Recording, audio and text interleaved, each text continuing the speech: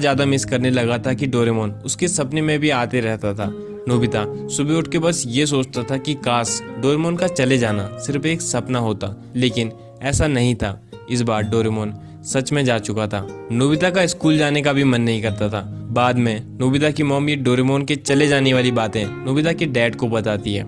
Nobita के dad को ये सुन के बहुत बुरा लगता है। वो अपने बेटे को समझाने उसके रूम में जाते हैं। अलमारी के अंदर अकेला बैठ के नोबिता रो रहा था। वो नोबिता को समझाते हैं कि उसे हार नहीं माननी चाहिए। रोके, डोरेमोन वापिस नहीं आएगा। तुमको इस बात को एक्सेप्ट करना पड़ेगा और जितना जल्दी हो सके ये उतना अच्छा रहेगा, और यही डोरेमोन भी तुमसे चाहता होगा। नोबिता को ये बातें समझ आती हैं। वो मन ही मन सोचता है कि डोरेमोन कभी नहीं चाहेगा कि मैं कमजोर रहूं। नोबिता उठता है और अपने रूम की विंडो के पास जाके बैठता है। रात काफी हो चुकी थी, सब सो चुके थे, लेकिन नोबिता अभी भी विंडो से बाहर आसमान में तारे देख रहा था। अपनी आंखों में आंसू लिए नोबिता डोरेमोन को याद कर रहा था। तारों को देखते हुए उसने फुसफुसाते हुए कहा, काश मैं तुमसे आखिरी बार मिल पाता डोरेमोन। अचानक आसमान में एक तारा चमक उठा।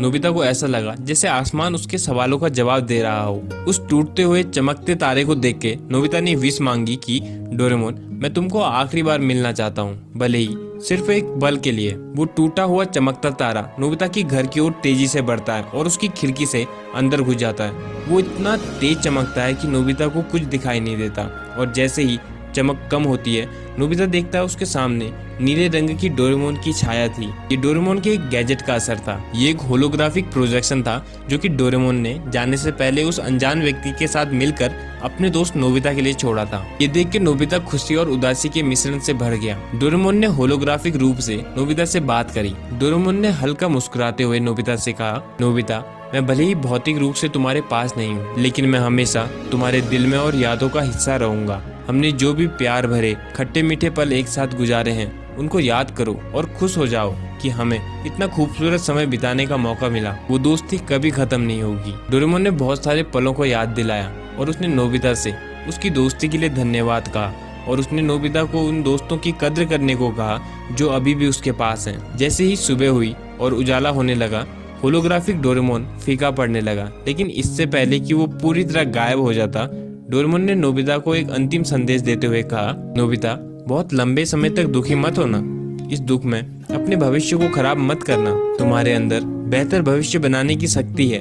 जीवन उतार चढ़ाव से भरा है। मैं हमेशा तुम्हारे भीतर याद के रूप में हूँ। साथ बिताए हुए पलों को याद करके मुस्कुराओ और आगे बढ़ो। भविष्य तुम्हारा इंतजार कर रहा है नोबिता। अब मेरे जाने का समय हो चुका है। और इस अंतिम लाइन के बाद डोरेमोन पूरी तरह गायब हो जाता है। नोबिता के आंसू नहीं रुक रहे थे। वो डोरेमोन के इस अंतिम मैसेज से खुश भी था और दुखी भी। नोबिता ने अपने आंसू पोंछे और डोरेमोन को याद करते हुए खुद से वादा किया कि वो जीवन में आगे बढ़ेगा और डोरेमोन को ठीक करके रहेगा।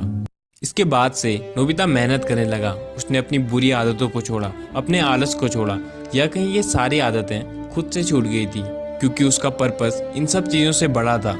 अब वो सोने में या फालतू कामों में समय बर्बाद नहीं करता था। उसके जीवन का एक मकसद था जिसके लिए वो सब कुछ करने के लिए तैयार था। वो दिन रात जितना हो सके पढ़ाई करता था। अब तो वो खाली समय में कॉमिक्स पढ़ने की कोशिश भी करता तो भी नहीं पढ़ पाता था, क्योंकि अब उसको ये सब पढ़ने का मन ही नहीं करता था। उसका प्यारा दोस्त खराब पढ़ा हो और वो कॉमिक्स को पढ़ने में अपना समय बर्बाद नहीं कर सकता था। धीरे धीरे नोबिता की सेल्फ अच्छी किताबों से भर चुकी थी।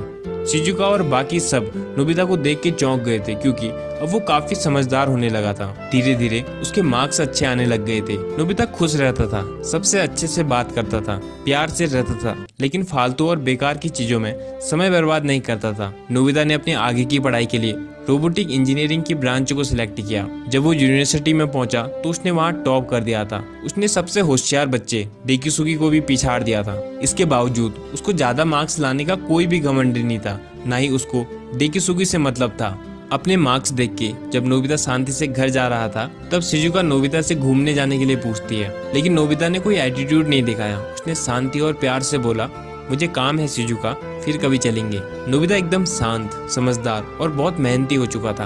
वो सिर्फ नॉलेज के लिए पढ़ाई करता था, नॉलेज जिससे वो डोरेमोन को ठीक कर सके। वो शांत रहता था और यूनिवर्सिटी तक उसने कभी शिजुका को इम्प्रेस करने की कोशिश भी नहीं की। उसका तो बस एक मकसद था, अपने दोस्त डोरेमोन को वापस से ठीक कर देना।